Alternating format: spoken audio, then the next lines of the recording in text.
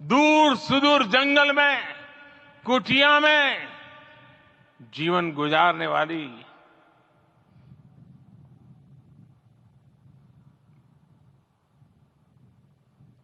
मेरी आदिवासी मां शबरी का ध्यान आते ही अप्रतिम विश्वास जागृत होता है।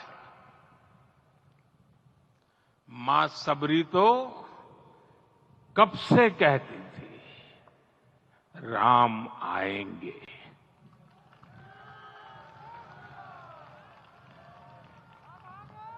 प्रत्येक भारतीय में जन्मा यही विश्वास समर्थ, सक्षम, भव्य भारत का आधार बनेगा।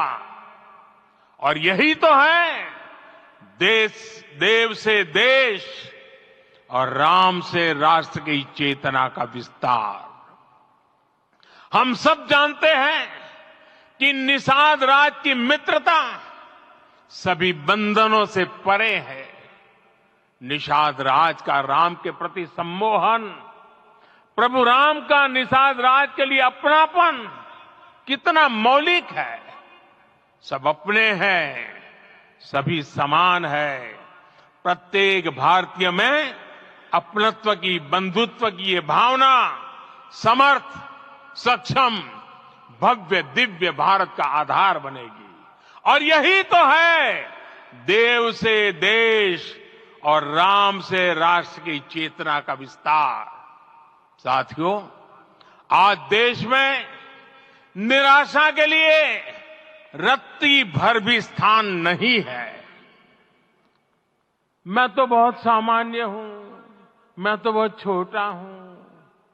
अगर कोई ये सोचता है तो उसे गिलहरी के योगदान को याद करना चाहिए।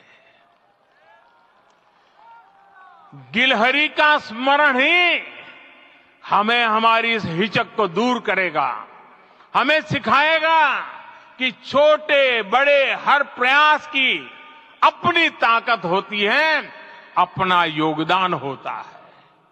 और सबके प्रयास की यही भावना समर्थ, सक्षम, भव्य, दिव्य भारत का आधार बनेगी।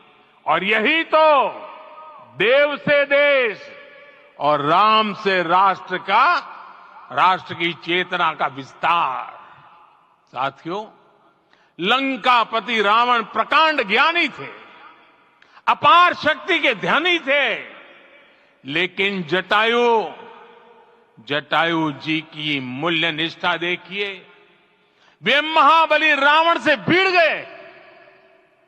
उन्हें भी पता था कि वो रावण को परास्त नहीं कर पाएंगे, लेकिन फिर भी उन्होंने रावण को चुनौती दी। कर्तव्य की यही पराकाष्ठा समर्थ, सक्षम, भव्य, दिव्य भारत का आधार है। और यही तो है देव से देश और राम से राष्ट्र की चेतना का विस्तार। आइए हम संकल्प लें कि राष्ट्र निर्माण के लिए हम अपने जीवन का पल पल लगा देंगे।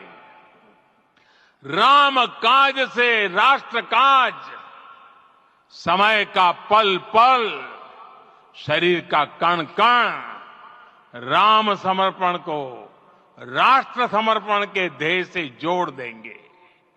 मेरे देशवासियों, प्रभु श्री राम की हमारी पूजा विशेष होनी चाहिए। ये पूजा स्व से ऊपर उठ करके समष्टि के लिए होनी चाहिए।